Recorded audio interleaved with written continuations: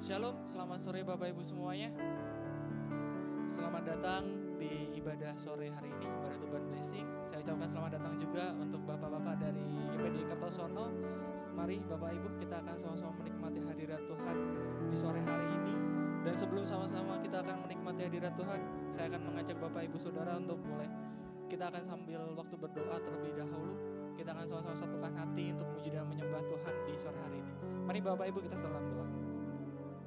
Ya Tuhan surga mulia, ucap syukur Tuhan. Terima kasih Bapa buat waktu yang Kau berikan kepada kami di sore hari ini. Kami bersyukur kami boleh ada sebagaimana kami ada. Semuanya karena berkat-Mu, semua karena kemurahan-Mu Bapa. Terima kasih Bapa Engkau sudah mengumpulkan kami kembali di tempat ini untuk boleh sama-sama memuji dan memuliakan Engkau di sore hari ini dalam ibadah Tuban Blessing Tuhan di sore hari ini Bapa. Kiranya Engkau yang akan pimpin jalannya ibadah ini dari awal pertengahan hingga akhirnya. Karena kami percaya bahwa 2-3 orang berkumpul demi nama-Mu, Engkau akan hadir Tuhan tengah-tengah kami Bapa. Dan kami juga berdoa untuk jemaat-jemaat yang mungkin masih dalam perjalanan. Biarkan mereka juga boleh sampai ke tempat ini dengan selamat tanpa sukar apapun Tuhan. Dan akhirnya boleh sama-sama muji dan memuliakan Engkau juga Tuhan di tempat ini Tuhan bersama-sama dengan kami Bapa. Dan ini kami mau sama-sama muji dan memuliakan nama-Mu di sore hari ini. Hanya dalam nama Tuhan Yesus kami berdoa ucap syukur. Haleluya. Amin.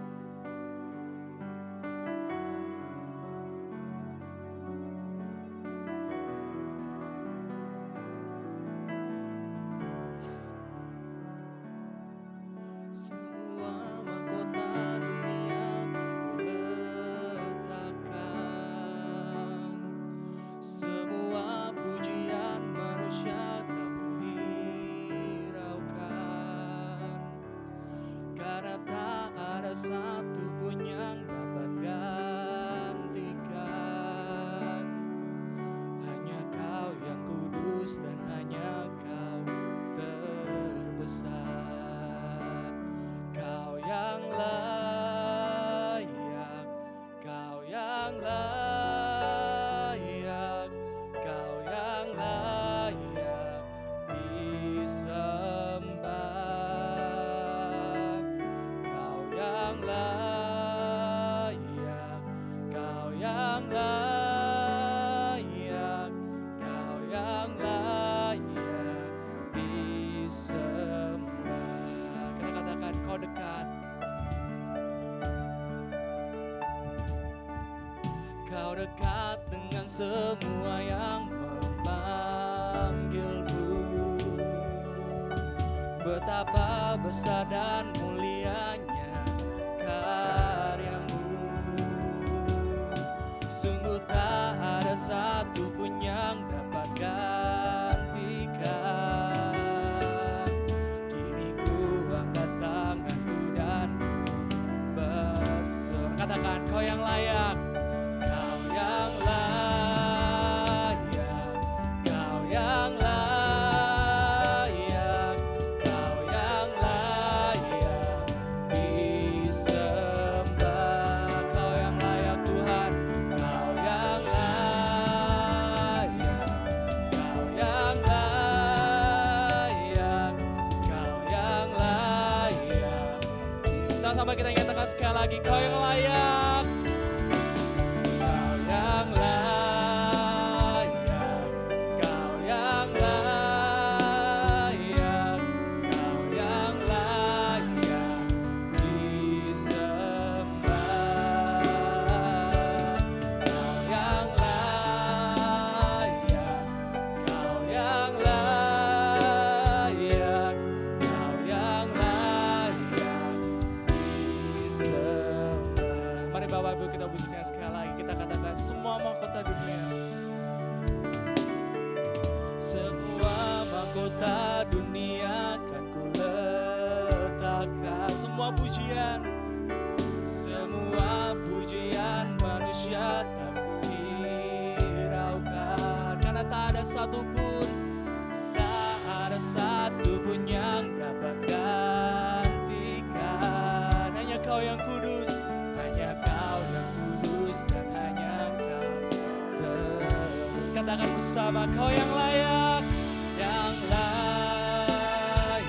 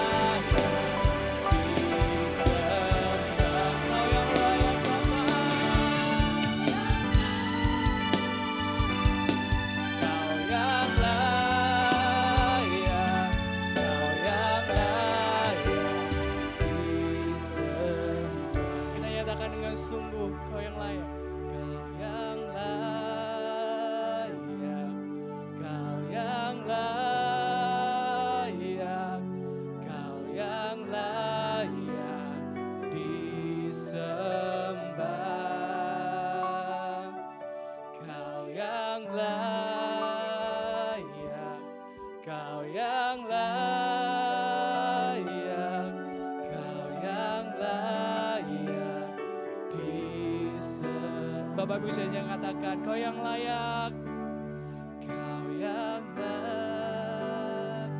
Ya benar Tuhan, hanya Engkau saja yang layak untuk kami sembah Tuhan di sore hari ini. Layak disembah. Kami mau bawa hati kami Tuhan untuk memuji Engkau. Kau yang layak, Kau yang layak, Kau yang layak disembah. Sekali lagi kita nyatakan, Kau yang layak.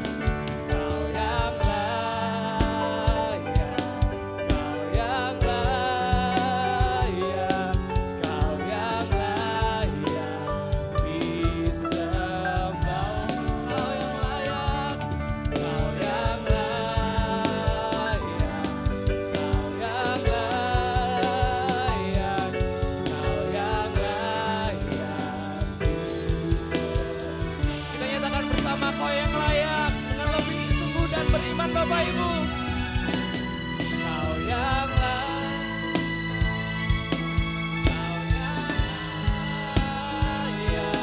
Kau yang layak disembah.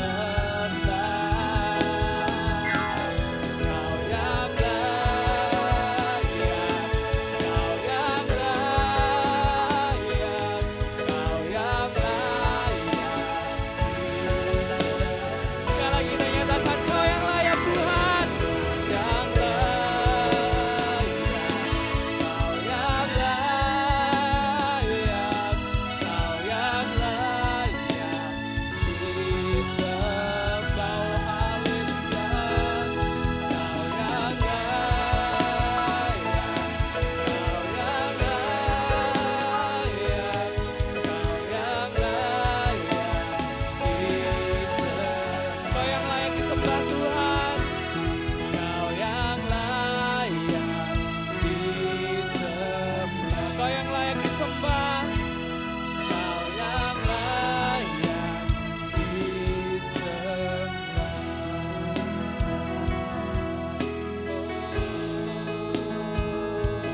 Kau layak Tuhan, biar kami puji Engkau dan kami masyurkan. Mari Bapak Ibu kita masuk dalam penyembahan kita masing-masing.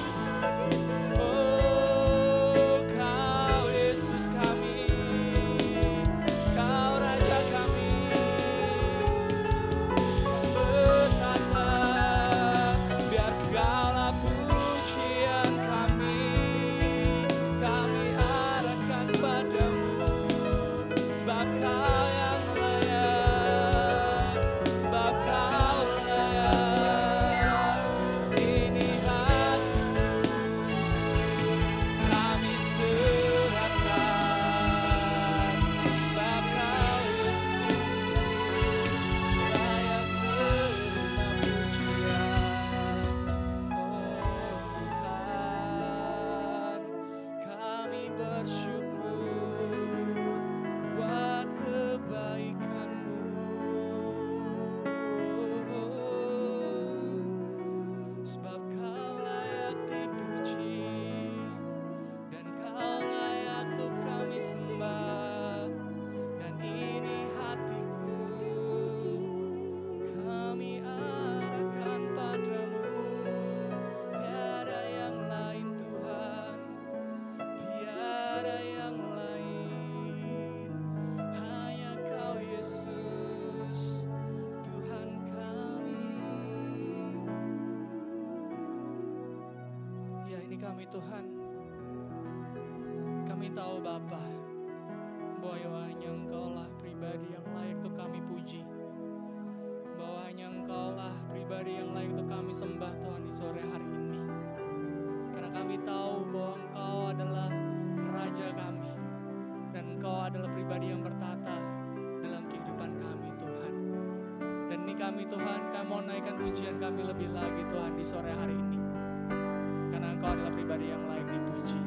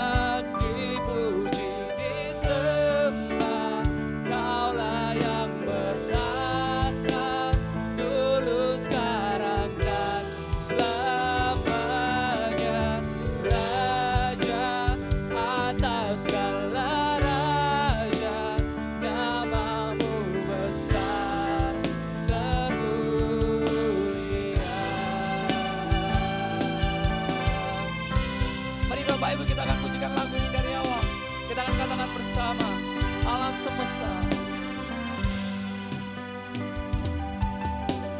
Alam semesta melukiskan kebesaran bumi dan surga.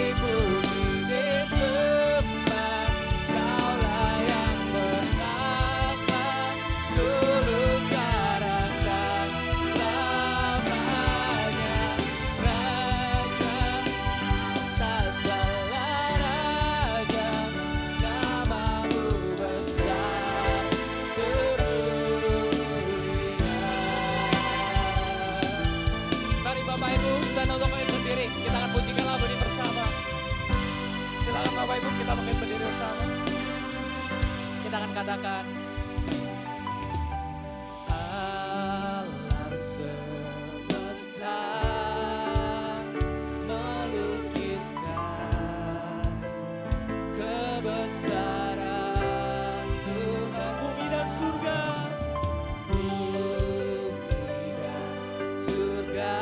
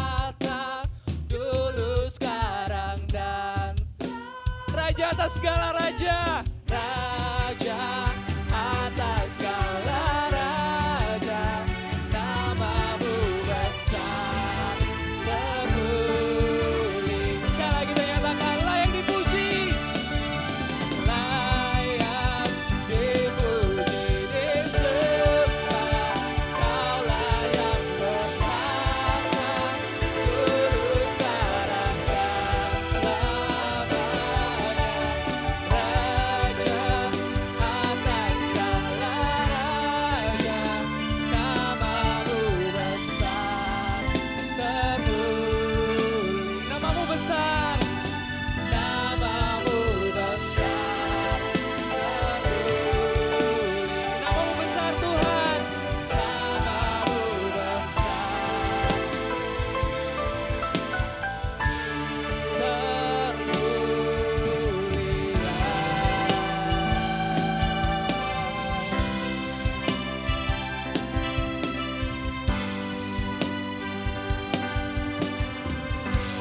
Buat Tuhan kita Bapak Ibu, haleluya. Ya benar Tuhan, bahwa namamu adalah nama yang besar dan termulia Bapa. Di sore hingga malam hari ini Tuhan, kami mau lebih lagi untuk muji dan muliakan namamu Tuhan. Karena kami percaya bahwa hanya Engkau lah satu-satunya pribadi yang dapat kami andalkan Tuhan dalam kehidupan kami. Dan ini kami Tuhan, kami mau sama-sama lebih lagi untuk memuji dan memuliakan Engkau. Yang sama-sama siap boleh katakan amin. Shalom Bapak Ibu semuanya. Aduh kelihatan kurang semangat. Yang belum semangat boleh kasih tos kanan kirinya. Boleh bilang shalom, apa kabarnya? Mari Bapak Ibu, sambil bersama-salaman, kita akan katakan bersama bahwa tiap langkah kita diatur oleh Tuhan.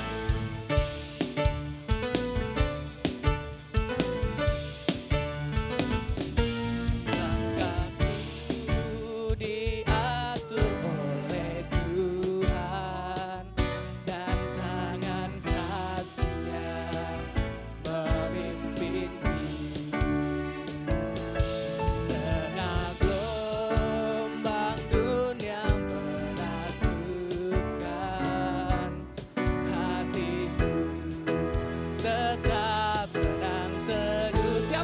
Kita katakan tiap langkahku, ku tahu Tuhan yang pimpin ke tempat tinggiku dihantarnya, hingga sekali nanti aku tiba di rumah Bapa surga yang bakal. Kita katakan lagi Bapak Ibu.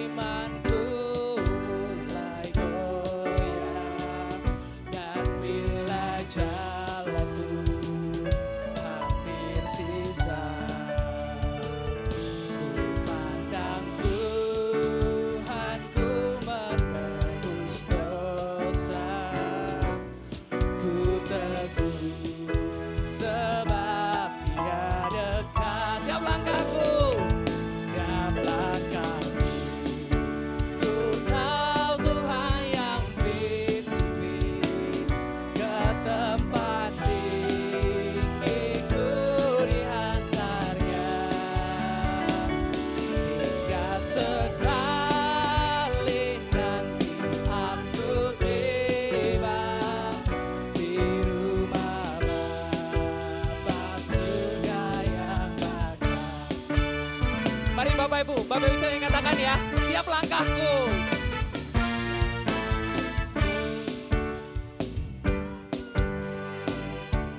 Dan tangan kasih-Nya menuntun kita Bapak Ibu.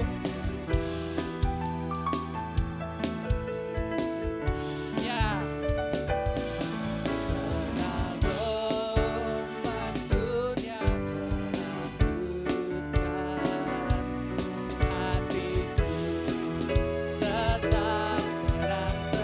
Kita katakan bersama, tiap langkahku, tiap langkahku, ku tahu Tuhan yang pimpin ke tempat tinggiku dihantarnya, hingga sekali nanti aku tiba di rumah Bapa surga yang. Bapak Ibu saya katakan tiap langkahku, tiap langkahku,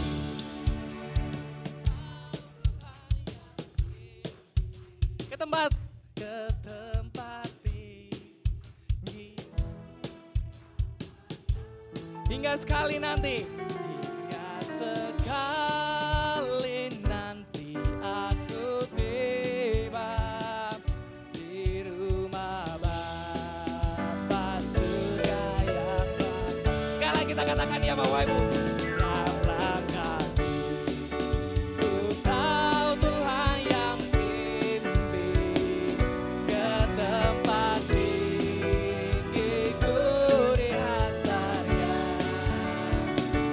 hingga sekali nanti aku tiba di rumah Bapa surga yang. Kita katakan bersama, di rumah Bapa, di rumah Bapa surga yang. Di mana Bapak Ibu?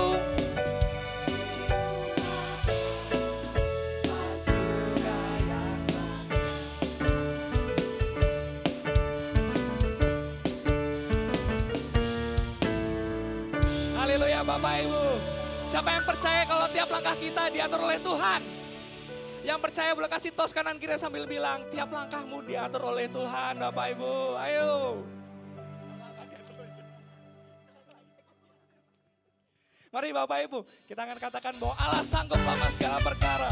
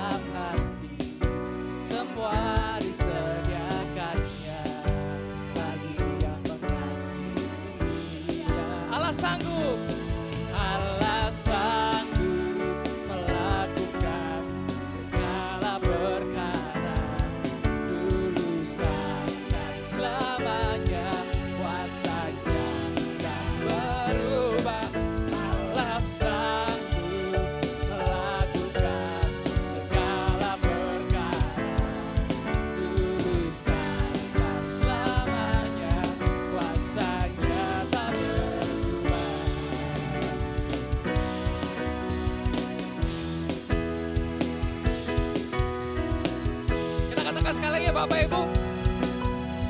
Tak pernah dilihat mata, yang tak pernah dengar telinga, yang tak pernah didengar telinga, yang tak pernah timbul dalam hati, yang tak pernah timbul di dalam hati. Semua disediakannya bagi yang mengasihi.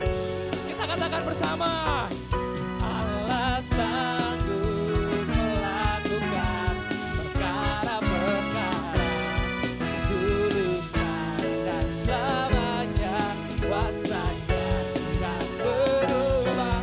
Allah sanggup melakukan segala perkara tuluskan dan selamanya kuasanya tak berubah. Bapak saya katakan, sanggup melakukan segala perkara. Dulu sekarang.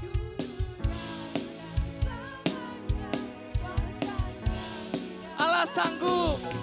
Allah sanggup melakukan segala perkara. Dulu sekarang dan selamanya kuasanya tak berubah. Sekali lagi kita katakan, Allah sanggup melakukan segala perkara. Dulu sekarang dan selamanya kuasanya tidak berubah. Allah sanggup melakukan segala perkara. Dulu sekarang dan selamanya kuasanya tak berubah. Dulu sekarang. Dulu sekarang dan dulu sekarang, dulu sekarang, dulu sekarang, dulu sekarang dan selamanya kuasanya tak berubah.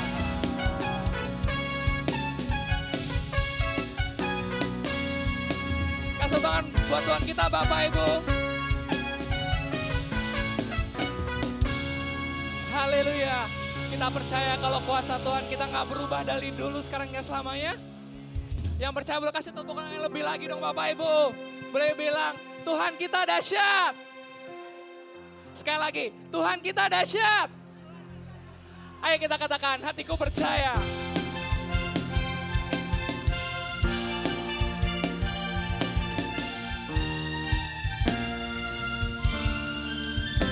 Yuk kita katakan. Tuhanlah kekuatan dan mazmurku, Dia gunung batu dan keselamatanku. Hanya padamu hatiku percaya.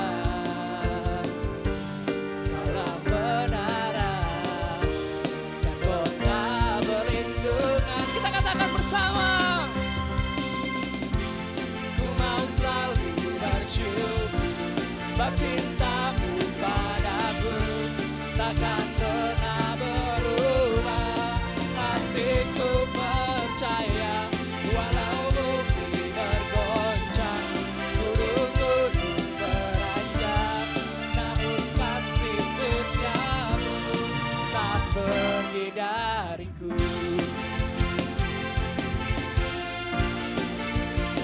Kita katakan sekali lagi ya Bapak Ibu, Tuhanlah kekuatan kita dan mazmur kita. Tuhanlah kekuatan dan mazmurku, Dia gunung batu dan keselamatan. Hanya padamu Tuhan, hanya padamu hatiku percaya. Kaulah menara, kaulah menara, dan pernah berlindungan. Kita katakan bersama sekali lagi Bapak Ibu.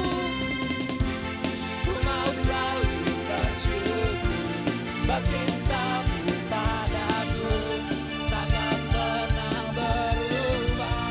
Hatiku percaya walau bumi bergoncang, gunung-gunung beranjak, namun kasih setiamu tak pergi dari. Ku mau selalu bersyukur takkan pernah berubah.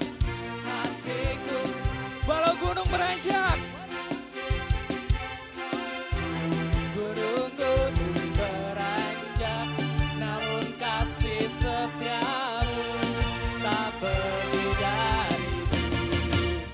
Kita katakan sekali lagi. Ku mau selalu bersyukur sebab cintamu padaku takkan pernah berubah. Hatiku percaya walau bumi bergoncang, gunung-gunung beranjak, namun kasih setiamu.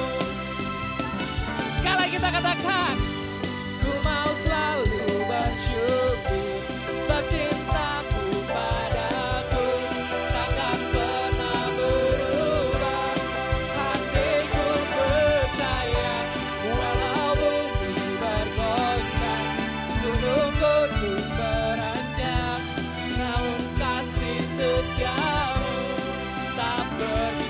Kasih setiamu Tuhan, kasih setiamu tak pergi dari. Kasih setiamu, kasih setiamu tak pergi dariku.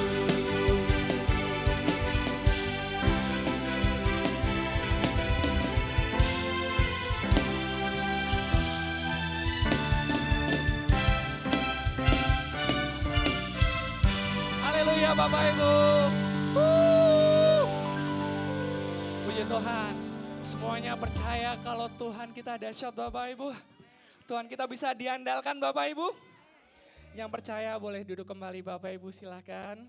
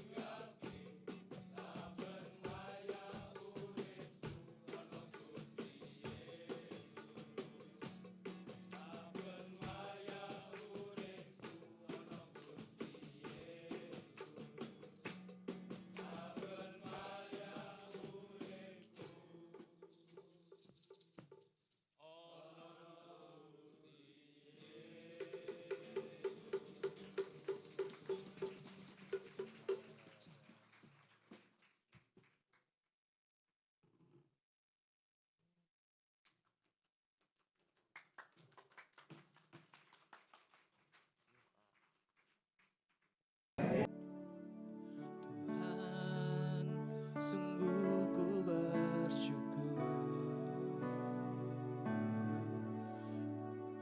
Kasih seduhku selama ini, Bapa, ku berterima kasih untuk kasih setiamu yang tak pernah berakhir.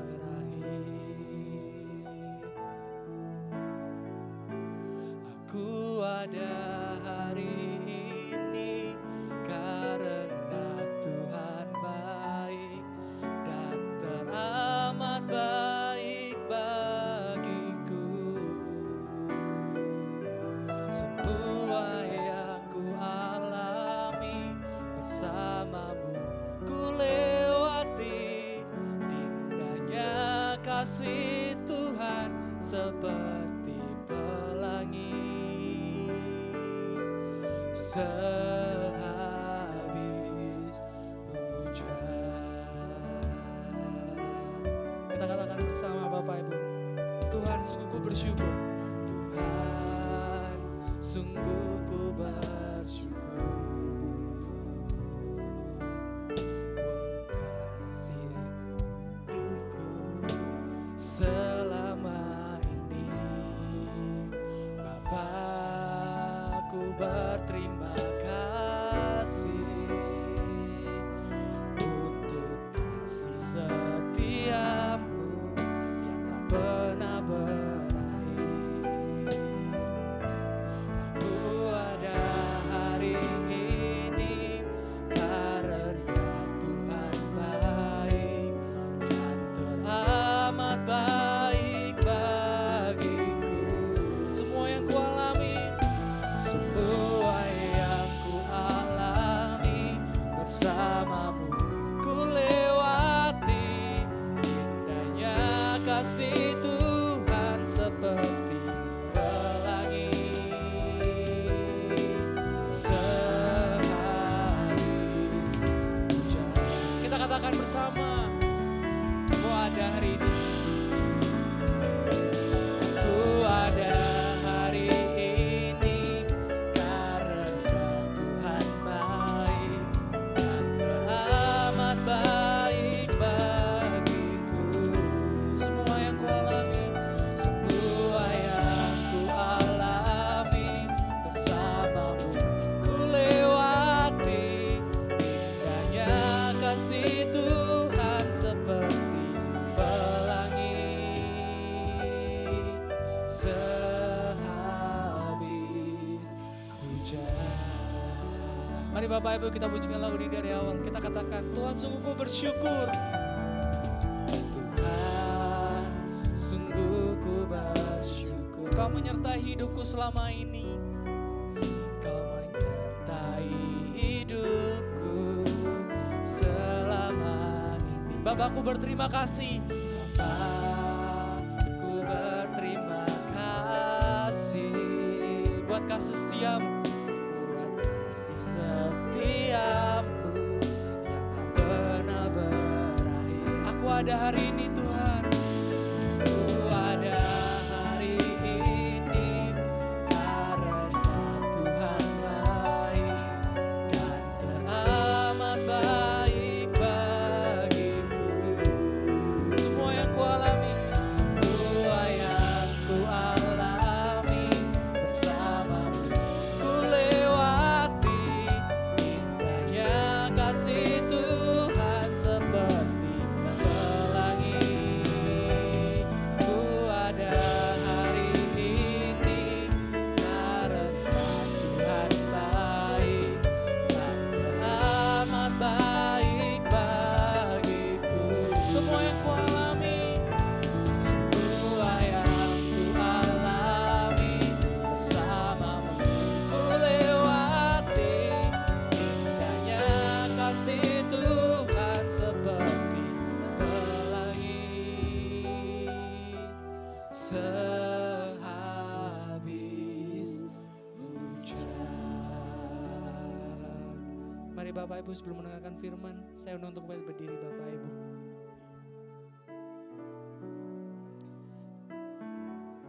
Saya akan undang untuk Bapak Ibu Saudara. Kita akan sama-sama bersyukur kepada Tuhan buat semua yang sudah terjadi di kehidupan kita hingga saat ini, hingga detik ini.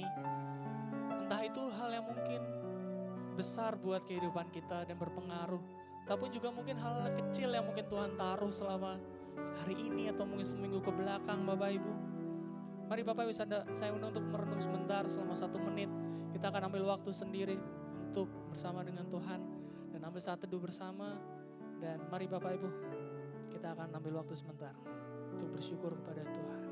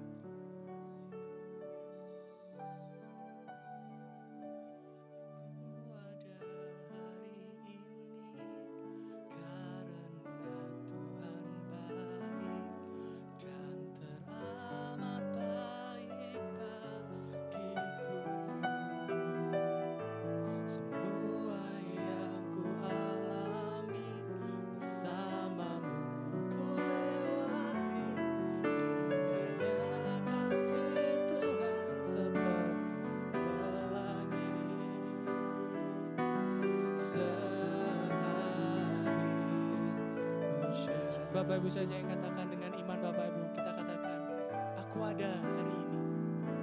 Aku ada. Ya benar Tuhan. Kamu katakan bahwa semuanya karena berkat-Mu. Semua karena kemurahan-Mu Bapa. Karena kami tahu Tuhan, Kau sangat baik buat kami Tuhan. Ampuni kami Tuhan, kami gak bisa bersyukur atas kehidupan kami Bapa. Dan kami mau Tuhan untuk melihat segala kebaikan-Mu dengan kacamata yang baru Bapa. Perbarui hati kami Tuhan, perbarui mata kami Tuhan. Sehingga kami bisa melihat indahnya pelangi Tuhan. Seperti pelangi sehabis hujan.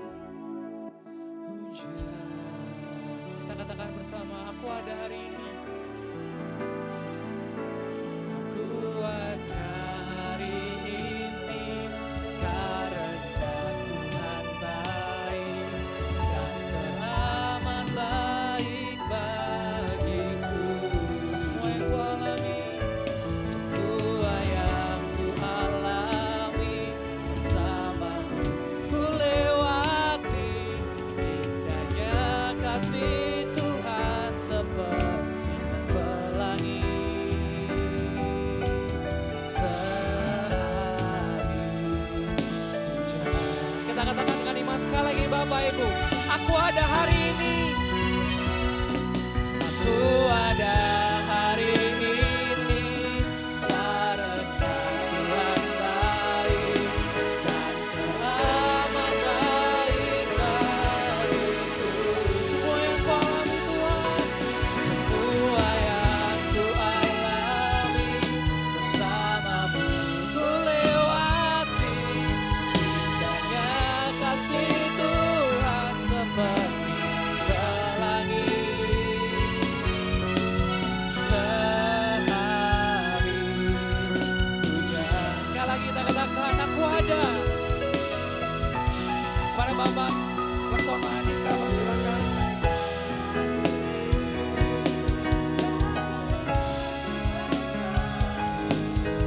Teramat baik bagiku.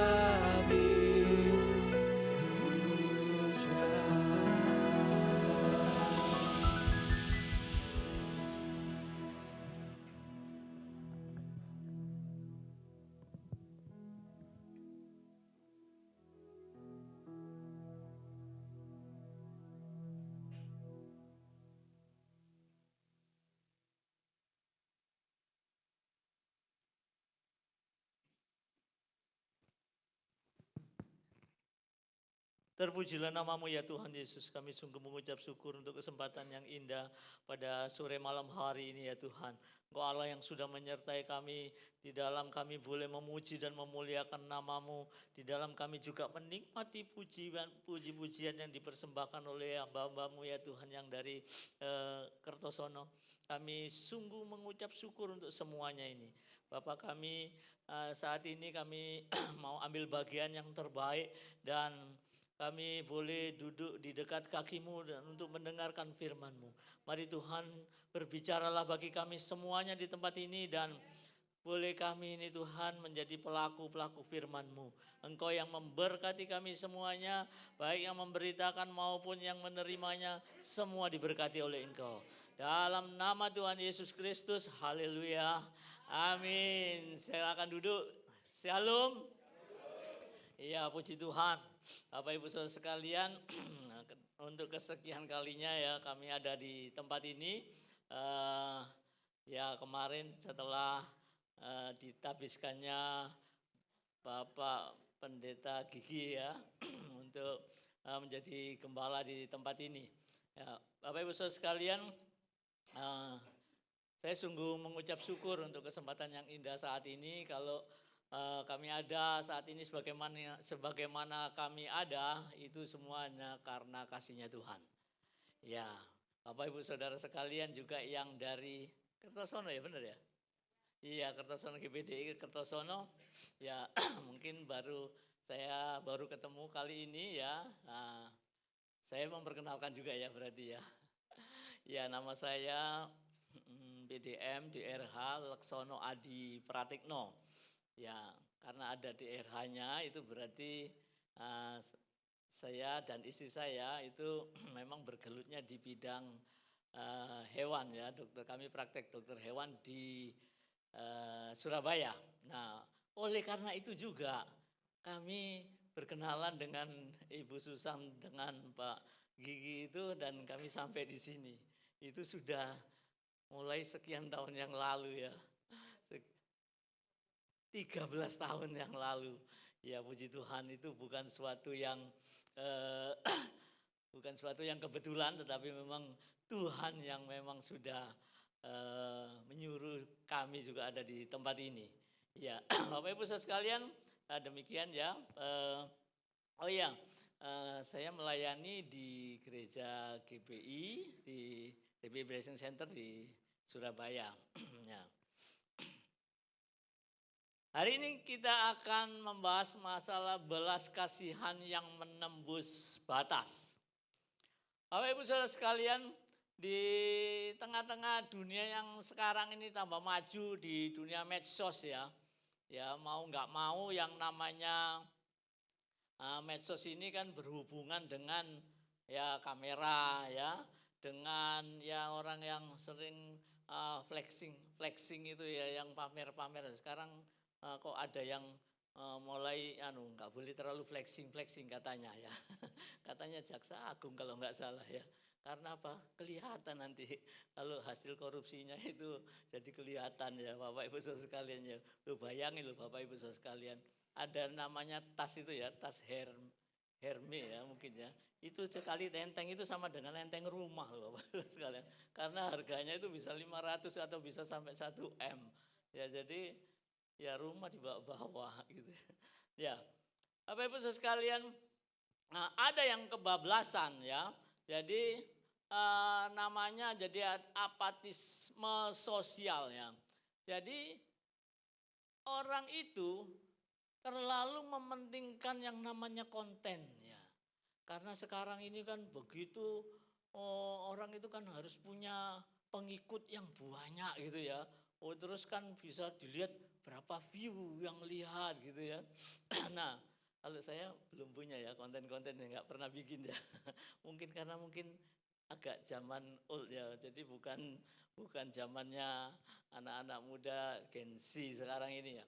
Nah, pada suatu ketika saking kebablasannya ya, orang itu kan selalu mengabadikan momen-momen tertentu ya yang mungkin bagus dan sebagainya ya. Nah, juga orang itu ternyata ada momen kecelakaan gitu. Wah, yang di syuting itu pas yang kecelakaannya itu, wah di syuting semua orangnya sampai yang menggelepar-gelepar itu di syuting semua, kendaraannya apa-apanya. Itu semua tujuannya untuk konten. Dia lupa, di situ ada korban. Loh, yang harusnya yang benar itu kan yang korbannya diduluin, ditulungi, malah enggak. Ya, itu adalah kebablasan. Nah, ada juga yang kebablasan lagi itu kalau mereka itu bikin konten yang membahayakan, ya. Tidak sedikit yang mereka banyak jadi korban dan bahkan mati. Ya, Bapak Ibu Saudara sekalian, ada juga yang mencoba dia itu mau bikin konten, dia bisa keluar dari tanah yang bisa tambah gerak, tambah tenggelam itu loh ya. Nah itu memang dia karena nggak ada orang lain ya, begitu dia nyemplung di situ kamera jalan terus ya, benar-benar tenggelam beneran dan nggak ada yang nolongi. Ya itu demi konten lah. Terus kok bisa itu muncul? Ya orang yang nemuin HP-nya itu terus akhirnya kan bisa ditayangkan. Nah, ada banyak kebablasan yang seperti itu. Ya, ada juga Pak Im Wong. Ya, gak apa-apa ya saya sebut ya. Ya, dia itu suka membantu. Wah, suka membantu. Ada orang miskin dia bantu.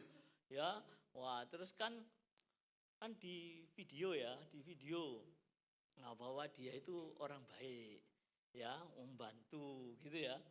Nah, terus apa kejadiannya?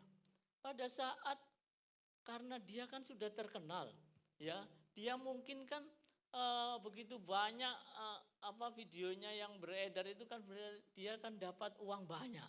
Nah itu memang bisa cukup untuk membantu orang-orang yang seperti itu. Tetapi ironisnya, begitu dia sudah terkenal, ada orang itu berbondong-bondong ke rumahnya dia. Ya, untuk apa? Untuk minta bantuan. Ya, orang-orang miskin, orang-orang yang membutuhkan, ada yang untuk berobat dan sebagainya. Apa responnya? Marah-marah dia. Dia marah-marah. Kenapa rumahku kok jadi seperti ini? Wah, kenapa habis itu terus dia ngusir itu semua. Ini juga kebablasan. Jadi, apa artinya dia nolong tadi itu? Untuk konten. Ya, Bapak Ibu sekalian, jadi dia sebenarnya aslinya nggak punya belas kasihan. Dia aslinya yaitu dia menjual pura-puranya itu seperti orang yang mengasihi, orang yang jadi penolong. Ternyata itu semua untuk konten, ya, kembali lagi untuk namanya. Kita akan belajar dan akan kita baca dari Lukas 10 ayat 25 sampai ke 37. Mengenai belas kasihan yang menembus batas. Lukas 10 ayat 25 sampai ke 37 kita baca bersama-sama ya. Ya, supaya kita mendengar, kita berbicara dan mendengar ya. Lukas 10 ayat 25 1 2 3. Pada suatu kali berdirilah seorang ahli Taurat untuk mencobai Yesus, katanya, "Guru, apa yang harus ku perbuat untuk memperoleh hidup yang kekal?" Jawab Yesus kepadanya, "Apa yang tertulis dalam hukum Taurat? Apa yang kau baca di sana?" Jawab orang itu, "Kasihilah Tuhan Allahmu dengan segenap hatimu dan dengan segenap jiwamu dan dengan segenap kekuatanmu dan dengan segenap akal budimu. Dan kasihilah sesamamu manusia seperti dirimu sendiri." Kata Yesus kepadanya, "Jawabmu itu benar. Perbuatlah demikian maka engkau akan hidup." Tetapi untuk membenarkan dirinya, orang itu berkata kepada Yesus, "Dan siapakah sesamaku manusia?" Jawab Yesus, adalah seorang yang turun dari Yerusalem ke Yerikho. Ia jatuh ke tangan penyamun-penyamun yang bukan saja merampoknya habis-habisan, tetapi yang juga memukulnya dan yang sesudah itu pergi meninggalkannya setengah mati. Kebetulan ada seorang imam turun melalui jalan itu. Ia melihat orang itu tetapi ia melewatinya dari seberang jalan. Demikian juga seorang Lewi datang ke tempat itu. Ketika ia melihat orang itu, ia melewatinya dari seberang jalan. Lalu datang seorang Samaria yang sedang dalam perjalanan ke tempat itu, dan ketika ia melihat orang itu, tergeraklah hatinya oleh belas kasihan. Ia pergi kepadanya lalu membalut luka-lukanya.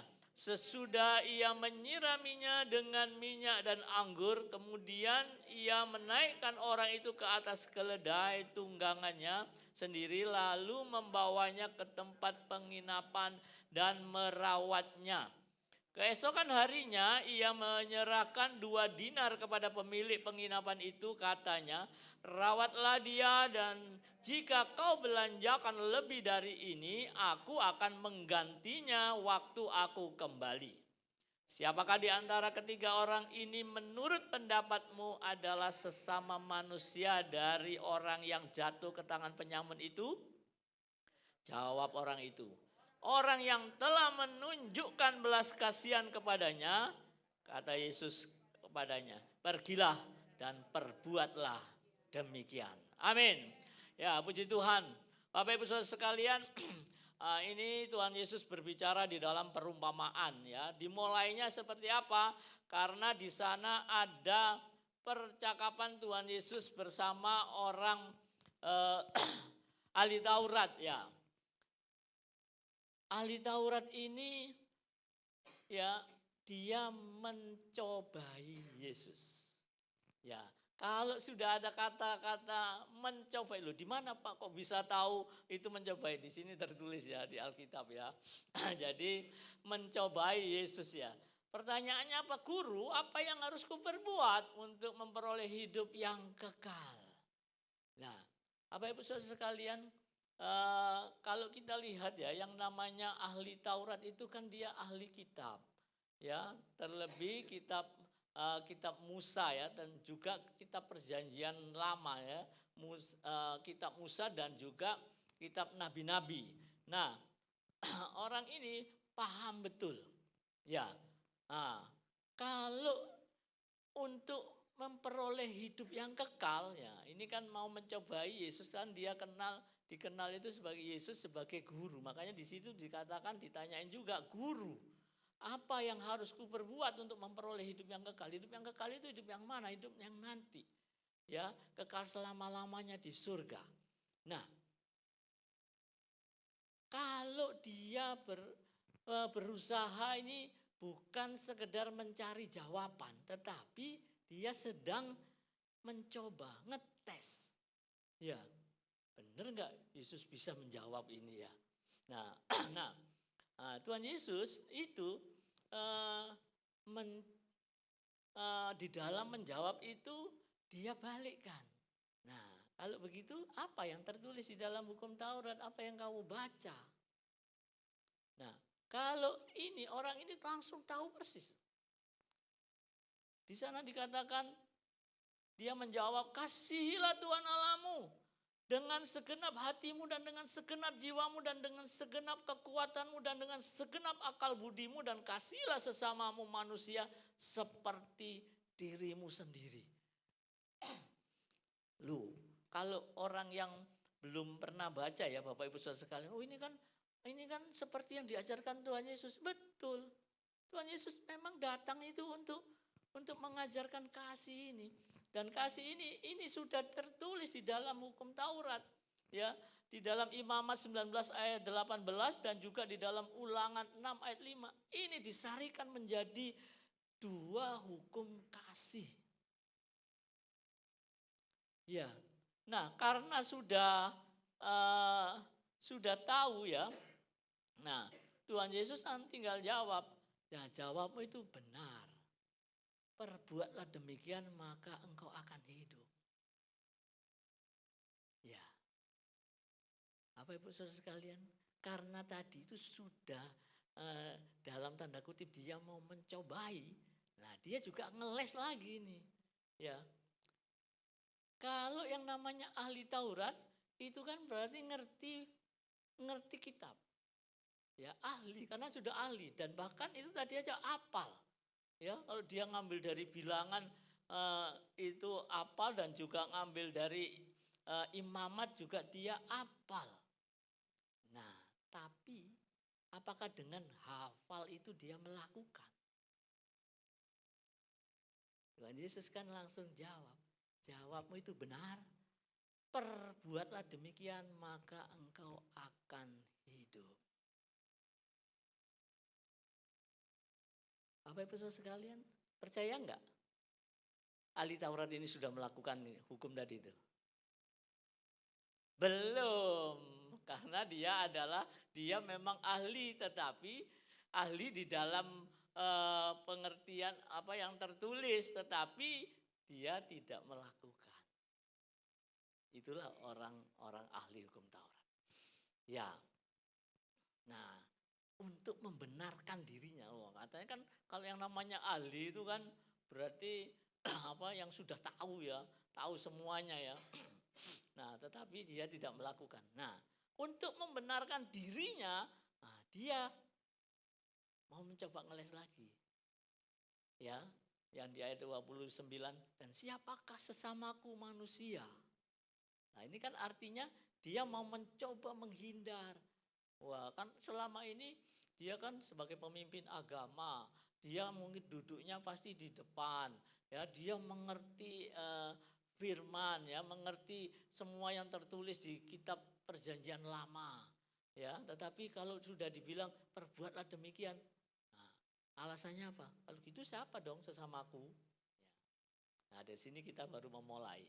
Bapak Ibu Saudara sekalian, kalau dibilang siapakah sesamaku manusia, ya itu artinya kan dia ini mencoba, dia itu sebagai nyari sebagai objeknya siapa, ya.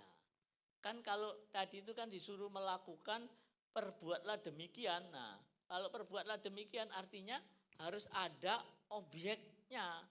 Siapa yang seperti itu? Ya, ini yang pertama. Bapak Ibu Saudara sekalian, Tuhan Yesus itu menjawab dengan perumpamaan, ya. Ada seorang yang turun dari Yerusalem ke Yeriko, ia jatuh ke tangan penyamun yang bukan saja merampoknya habis-habisan, tetapi ia juga memukulnya, dan sesudah itu ia pergi meninggalkannya setengah mati. Bapak Ibu Saudara sekalian, siapa orang yang terkapar ini? Itu adalah orang Yahudi. Kalau dibaca-baca lagi, dia itu kemungkinan pedagang. Ya, karena apa? Karena di sini kok bisa itu dirampok ya. Nah, siapa yang bisa dirampok itu kalau ada orang yang punya barang yang banyak, betul ya? Nah, kalau orang pergi ke belanja ke pasar itu nggak akan dirampok ya. Yang dibawa cuma sedikit ya. Nah, ini dirampok dan tidak hanya itu, dia habis-habisan. Berarti barang yang dia bawa banyak. Mungkin uang yang dia bawa juga banyak. Dan tidak sekedar itu saja, tetap dia juga dipukul dan sampai kondisinya mengenaskan. Dibilang di sini setengah mati. Ya, ini artinya sudah parah sekali. Nah, Tuhan Yesus di sini mau menjelaskan ya bahwa di sana ada rute antara Yerusalem ke Yeriko ini memang daerah rawan. Ya, daerah rawan. Nah, itu jaraknya itu sekitar 27 km lah. Itu memang daerah rawan dan ya itu tadi masih ada penyamun dan sebagainya. Nah, untuk yang pertama ya adalah yang lewat adalah orang imam. Ya, orang imam melihat itu dari jauh saja gini, dilihat saja mungkin dia langsung apa bahasa kerennya nginclik gitu ya, sambil pura-pura nggak lihat gitu ya. Nah, nah juga orang yang kedua demikian juga orang Lewi. Orang Lewi ini kalau imam tadi itu jelas-jelas dia imam itu memang dari keturunan Lewi ya, sama-sama. Nah, kalau di sini juga dibilang orang Lewi. Orang Lewi itu juga semua yang melayani di bait suci itu adalah orang-orang Lewi. Ya, nah, Bapak Ibu Saudara sekalian, kalau orang ini berarti orang-orang apa? Ini orang-orang yang penting di dalam bait Allah. Orang-orang yang melayani, orang-orang yang memang duduknya juga di depan, ya, orang-orang yang memang kehidupannya itu untuk melayani umat. Ya. Nah, tetapi apa? Begitu dia melihat ada satu kejadian, orang yang mengenaskan, dia nggak mau dekat, ya, boro-boro mau pegang dan sebagainya. Nah, kalau kita lihat ya Bapak Ibu Saudara sekalian, kenapa sih orang itu seperti itu ya? Ini memang ada beberapa alasan ya. Jadi mereka itu bisa aja dia takut najis, ya, takut najis. Next ya, pertama. Next lagi. Takut najis itu karena mereka itu kalau sampai dia itu memegang, kalau ternyata dia itu mati ya dan megang itu najis. Kalau najis sudah nggak bisa lagi melayani mimbar. Nah itu alasannya. Dan juga ada juga mereka juga mungkin takut terlambat. Ya, takut terlambat. Jadi dia pokoknya buru-buru, jangan sampai utik-utik itu ya. Nah, supaya apa? Supaya penyelenggaraan kebaktiannya berjalan dengan baik. Nah, Bapak Ibu Saudara sekalian, poin pertama yang akan kita bahas di sini yaitu mengasihi itu berarti mengalahkan egoisme agama. Ya, mengalahkan egoisme agama. Kalau orang imam dan orang Lewi tadi itu, mereka memilih untuk kesucian seremonial di atas kemanusiaan, peri kemanusiaan. Jadi dia lebih mengutamakan apa hal-hal yang menurutnya dia itu hal yang sakral. Tetapi apa? Tetapi dia tidak mau menyentuh hal-hal yang yang mengandung kemanusiaan yang sedang mereka butuhkan. Apa Ibu Saudara sekalian? Mengasihi itu mengalahkan egoisme agama. Agama yang benar itu tidak diukur seberapa rajin kita ke gereja. Juga tidak diukur dari seberapa hebat doktrin kita. Percuma saja kita boleh ke gereja rajin-rajin. Tetapi kita tidak peduli orang-orang di sana. Ya, ini kembali lagi seperti kita. Terlebih kalau kita sudah dipercayakan untuk melayani Tuhan. Itu adalah suatu anugerah. Karena apa? Karena Tuhan melihat hati Bapak Ibu Saudara sekalian. Apakah kita begitu melihat ada kecelakaan, begitu melihat ada orang yang susah, ada orang yang tidak bisa makan, mungkin ada orang yang kesulitan untuk nyebrang. Kita cuek saja, wah aku buru-buru ke gereja. Nanti gimana nanti aku WL. Nanti kalau terlambat nanti gak jalan itu. Apa Ibu Saudara sekalian? Kesibukan rohani atau pelayanan itu seringkali membuat kita buta terhadap kebutuhan orang lain di sekitar kita. Apakah itu yang Tuhan mau? Tuhan itu melihat hati saudara dan saya. Apakah kita lebih mengutamakan hal-hal ritual ya di dalam melayani Tuhan? Padahal Bapak Ibu Saudara sekalian, yang dibilang mengasihi itu ada ada objeknya. Ya. Kalau kita itu terus hanya mendahulukan hal-hal yang ritual saja, hal-hal yang seremonial saja, sedangkan kesempatan untuk kita mengasihi orang, kesempatan untuk kita menolong orang di situ kita sia-siakan. Apakah itu yang Tuhan mau? Tidak, Bapak Ibu Saudara sekalian. Jadi belas kasihan itu menembus batas. Jadi belas kasihan itu mengalahkan egoisme agama. Oh, mengutamakan seremonial, apakah salah? Enggak, Bapak Ibu Saudara sekalian. Dan bahkan kita itu membutuhkan bahkan untuk yang terbaik yang kita berikan kepada Tuhan. Amin. Tetapi kalau kita diperhadapkan dengan masalah sosial, masalah kemanusiaan yang harus dilakukan atau yang memang dia itu membutuhkan sekali. Justru Tuhan yang menginginkan itu. Sebagai bentuk kasih kita akan Tuhan melalui orang yang sedang menderita.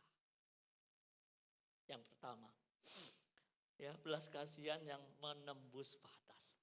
Yang kedua, kita akan belajar juga di sini ada seorang Samaria yang sedang dalam perjalanan ke tempat itu, dan ketika ia melihat orang itu maka tergeraklah oleh belas kasihan. Yang kedua, mengasihi itu berarti menembus batas prasangka. Bapak Ibu Saudara sekalian, kenapa Tuhan Yesus memberikan perumpamaan seperti ini ya? Kontras sekali. Yang namanya orang Yahudi dengan orang Samaria itu adalah musuh bebuyutan. Ya, musuh bebuyutan. Jadi antara orang Yahudi dan orang Samaria itu ada satu kebencian yang mendalam. Baik orang Yahudi terhadap orang Samaria maupun orang Samaria terhadap orang Yahudi. Ya, di situ ada beberapa masalah yang sebelumnya yang terjadi ya. Kenapa kok sampai seperti itu kejadiannya? Ya, nah, itu ada sejarahnya.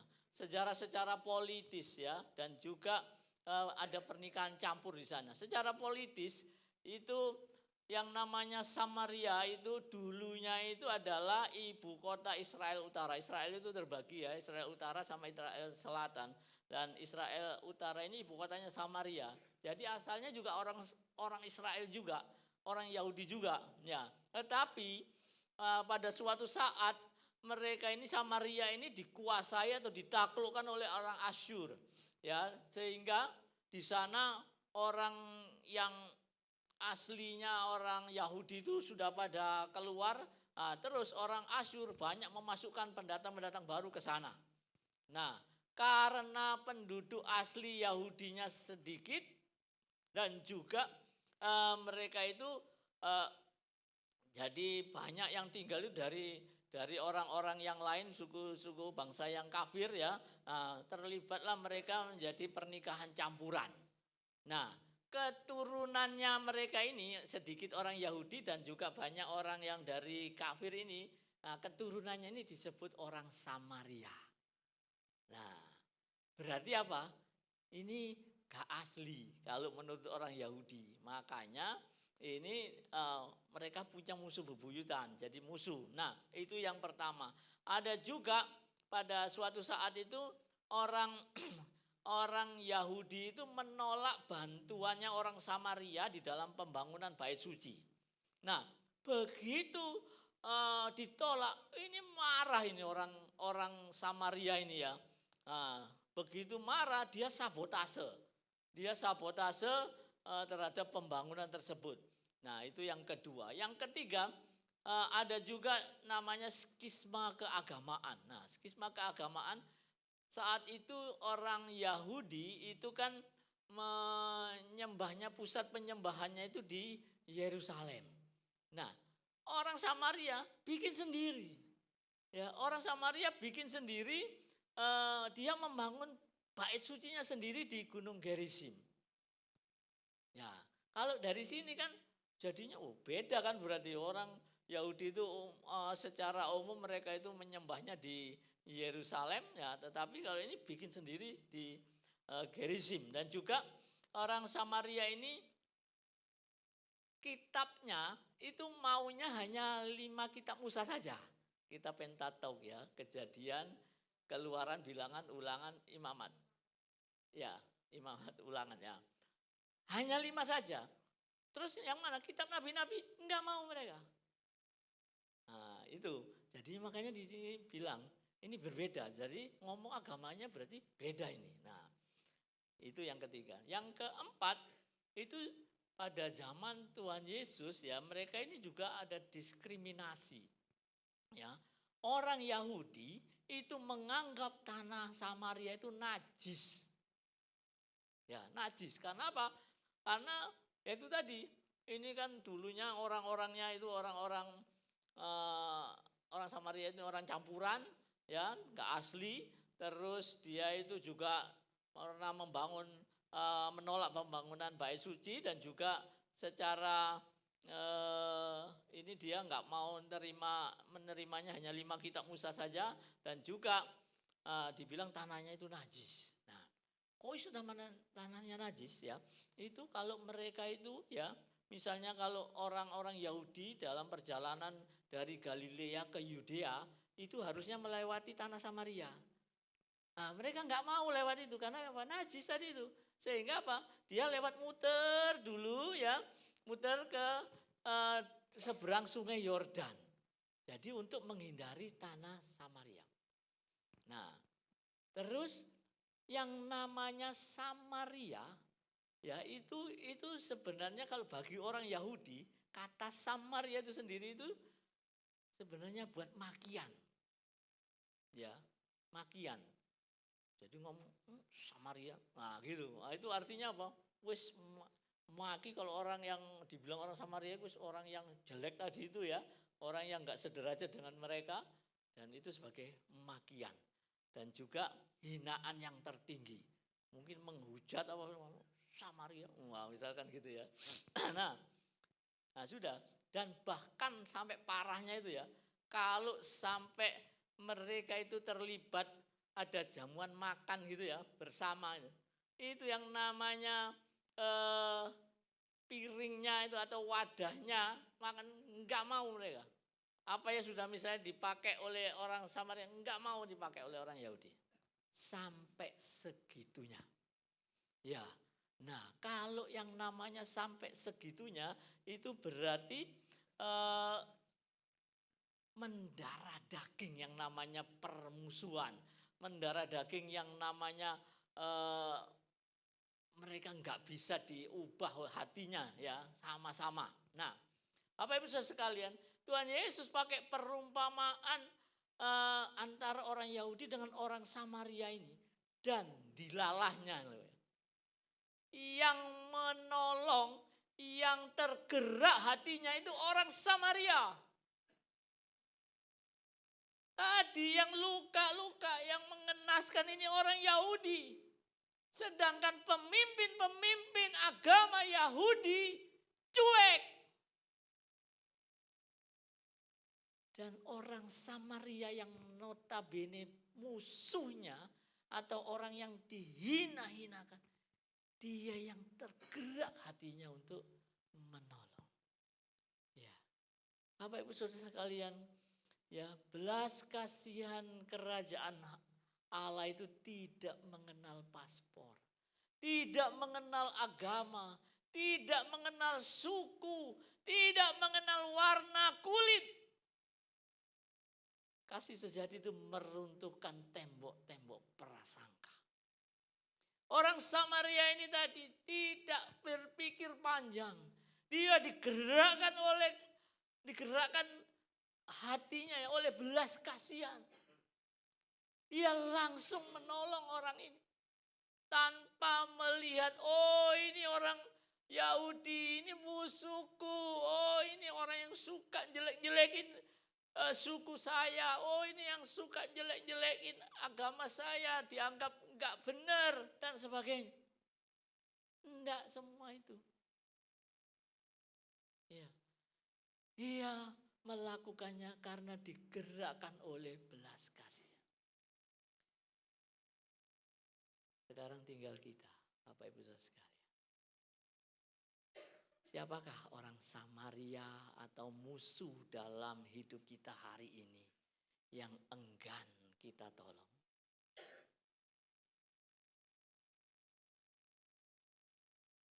Kalau kita melihat di sana ada orang yang kesusahan, ada orang yang tetangga kita nggak bisa makan, ada tetangga kita yang mungkin juga nggak bisa sekolah, atau ada tetangga kita mungkin kita sedang di jalan ada nemuin orang yang sedang celaka.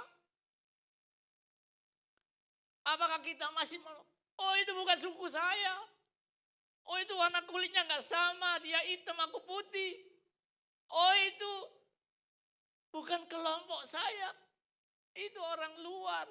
Oh itu orang sana atau orang yang mungkin kita benci. Bagaimana kasih kita? Bagaimana kalau orang yang katanya sudah percaya kepada Tuhan Yesus Kristus, sudah diberikan kasih, karena kasih karunia-Nya Tuhan sudah melimpahi kita. Sedangkan kita tidak mau melakukan pada saat orang menderita.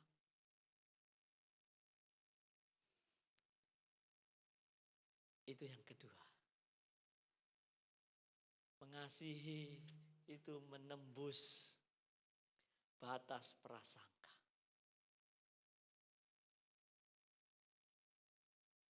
Yang ketiga, mengasihi berarti berkorban secara nyata.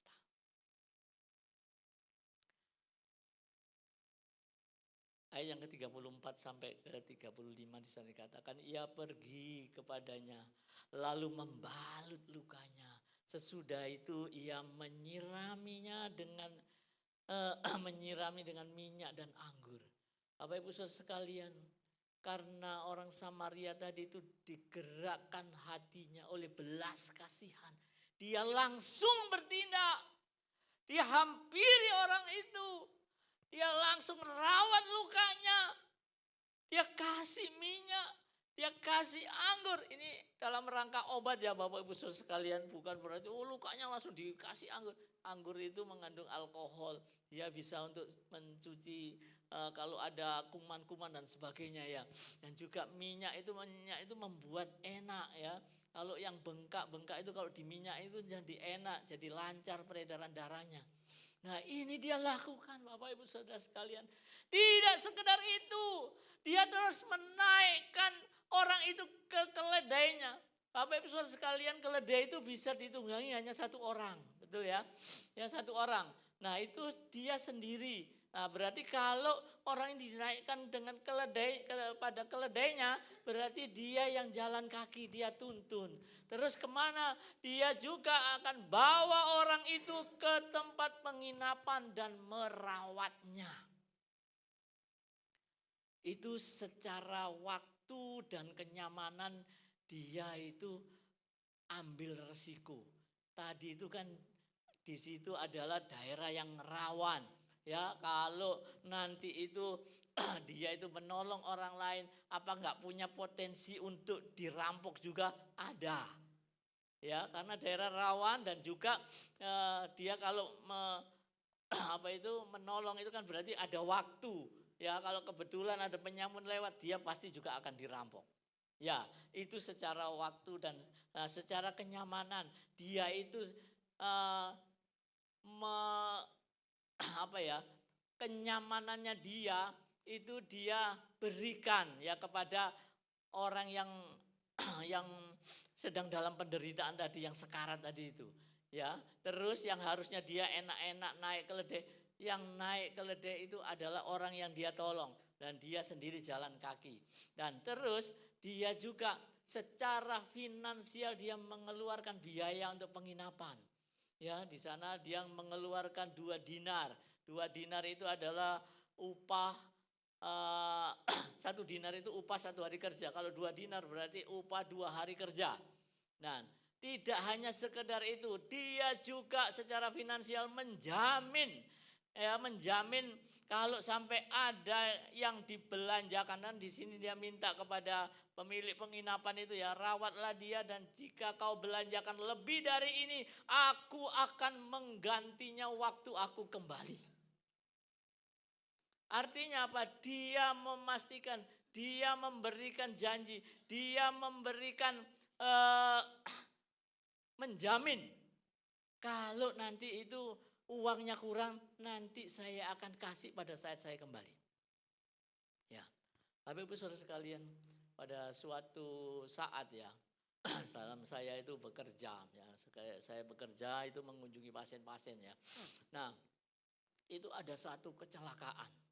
Ya, itu kira-kira 50 meter jaraknya ya. Saya masih konsentrasi gitu, tiba-tiba ada jeguer gitu yang langsung orangnya terkapar gitu ya. Nah, itu ibu-ibu. Ya, ibu-ibu jatuh dari sepeda motor karena mungkin dia keserempet sepeda, juga sepeda motor yang lain lagi juga ya. Nah, sudah terus langsung saya coba meminggirkan kendaraan. Nah, terus ikut bantu nolong orang ini. Ya, karena di dalam tas saya itu ada alat-alat medis ya, ada alat medis ya. Sudah itu langsung saya turunkan. Saya situ langsung ini Bu, saya ini Bu, apa itu saya bersihkan lukanya, saya rawat. Nah, karena saya juga takut ini nanti terjadi ada apa-apa ya, terus langsung motornya kita minta ada orang yang di situ dititipkan di daerah situ karena banyak orang di sana. Nah, terus saya antar untuk ke klinik terdekat di situ, jaraknya sekitar mungkin 100 meter atau 200 meter di situ ya. Nah, sudah sampai sana, terus di klinik itu ternyata dia setelah periksa, waduh Pak, ini nggak bisa di tempat ini, ya harus dibawa ke rumah sakit. Karena apa? Nanti kalau ada pemeriksaan yang lebih detail lagi, barangkali ada apa-apa gitu ya, mungkin ada patah tulang atau ada apa, harus ke rumah sakit. Oke, nah, ya sudah. Akhirnya dengan beberapa orang yang bantu tadi itu, masuk mobil, terus kita ke rumah sakit yang lebih besar, jadi rumah sakit UNER saat itu di sana. Nah, begitu di sana, nah saya secara ini tidak kenal orang ini ya, betul ya. Kalau dari segi agama pasti agama sebelah ya, karena dari cara omongnya itu dia beda. Dari suku juga nggak sama dengan saya. Ya, dari omongannya kelihatan juga suku apa ya. Dan juga kalau dari warna kulitnya mungkin agak sama ya. Sama-sama coklatnya. Ya. Nah, terus begitu sampai di sana, kenapa alasannya orang ini tadi itu ternyata dia itu seorang pekerja ya, di jam istirahat dia itu minjem motor temennya untuk jemput anaknya dari sekolah.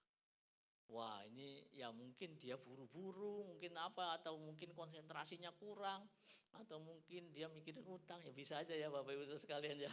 Nah itu ya, sehingga terjadi kecelakaan. Atau memang yang orang yang nabrak dia ini yang memang yang nggak konsentrasi, bisa. Nah itu, terus sampai di rumah sakit, sudah ditangani, terus saya tanya-tanya, ini punya BPJS enggak? Punya. Nah punya, terus ada di mana BPJS-nya? Di rumah. Nah, terus dicoba menelpon saudaranya di sana, suruh mengambilkan kartu BPJS. Nah sudah begitu BPJS, terus juga di situ kebetulan ada temannya juga yang sudah datang ke rumah sakit.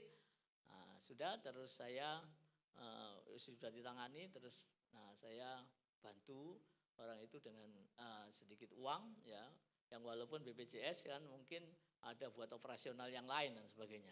Dan sampai saya habis itu mau minta pamit. Nah, terus ada orang yang selama dari awal dia itu membantu nolong itu, sampai dia tanya, Pak, Bapak yang nabrak tak? Oh ya enggak, saya ini tadi itu hanya melihat dari jauh kok. Terus ya, karena ya digerakkan oleh belas kasihan ya, ada orang yang terkapar seperti itu ya. Terus saya nolong dari sejak di tempat kejadian sampai di klinik maupun sampai di rumah sakit. Nah, karena sudah ditangani oleh pihak dokter di rumah sakit, tentunya dapat penanganan yang jauh lebih baik dan juga dia sudah punya BPJS ya. Sudah, artinya saya selesai, saya pamitan, saya melanjutkan lagi pekerjaan saya. Nah, Bapak Ibu Saudara sekalian, yang namanya kasih ya, itu butuh pengorbanan. Yang namanya untuk mengasihi itu, kasih itu kata kerja. Kasih itu bukan kata benda, bukan kata hanya diucapkan saja. Bapak Ibu Saudara sekalian, kalau orang bilang aku mengasihimu, tetapi tidak ada tindakan apa-apa, kira-kira orang itu percaya enggak kalau dibilang aku mengasihimu? Atau hanya sekedar kata-kata saja? Apa omong tok? Ya. Orang Samaria ini, dia menunjukkan belas kasihannya dengan tindakannya. Dia melangkah, dia menjamah orang itu, mengobatinya. Dia menaikkannya ke keledainya, membawanya ke penginapan. Karena saat itu mungkin puskesmas belum ada di sana ya. Mungkin ada tabib bapak-bapak dulu zaman itu. Yang jelas yang bisa untuk merawat tempat untuk berteduh dan sebagainya di penginapan. Dan juga dia menjamin itu sampai kalau ada uangnya kurang nanti dia akan datang lagi untuk melunasinya. Ada korban, ya ada waktu, ada mengorbankan kenyamanannya, ada mengorbankan finansialnya. Inilah bentuk kasih. Kasih selalu memiliki harga yang harus dibayar. Kasih adalah kata kerja. Kasih bukan hanya kata sifat atau perasaan. Bapak Ibu Saudara sekalian, kalau saya tanya kepada diri kita sendiri saat ini ya Tuhan, berapa banyak investasi waktu, tenaga, materi yang siap kita korbankan untuk menolong orang lain yang kesusahan. Mari kita renungkan hal ini. Tuhan sudah mencontohkan kasih-Nya. Dan bahkan dia rela mati untuk menebus dosa saudara dan saya. Yang mana itu semua harusnya kita yang di sana itu Bapak Ibu Saudara sekalian karena dosa-dosa kita. Kita itu di hadapan Allah itu sama seperti orang yang sekarat tadi itu. Yang di tepi jalan akibat apa? Akibat dosa. Agama dan hukum tidak bisa menyelamatkan kita. Tapi Yesus itu yang adalah Samaria yang sejati. Yang sudah menunjukkan kasih-Nya. Dia datang menyelamatkan saudara dan saya. Dia membalut luka kita dengan darahnya. Dan juga dia membayar lunas hutang dosa kita. Dengan kasih-Nya yang besar itu mengasihi saudara dan saya. Bapak Ibu Saudara sekalian, Tuhan Yesus sedang mendefinisikan arti siapa sesama itu. Kalau di sini dikatakan setelah dijelaskan seperti itu, Tuhan Yesus bilang apa? Siapakah di antara ketiga orang ini menurut pendapatmu adalah sesama dari orang yang jatuh ke tangan penyamun itu? Orang ini gak bisa jawab apa-apa selain yang ini. Jawab orang itu. Orang yang telah menunjukkan belas kasihannya kepadanya. Ini kan artinya apa?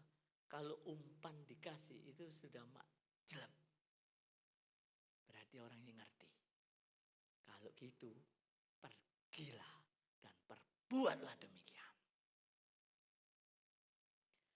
Bapak Ibu Saudara sekalian, Tuhan Yesus sedang mengubah pertanyaan ahli Taurat ini ya.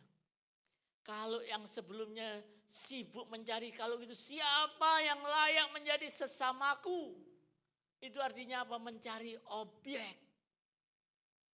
Tetapi dengan kita mengerti ini, Tuhan Yesus sedang membalikkan keadaan. Jadi pertanyaannya,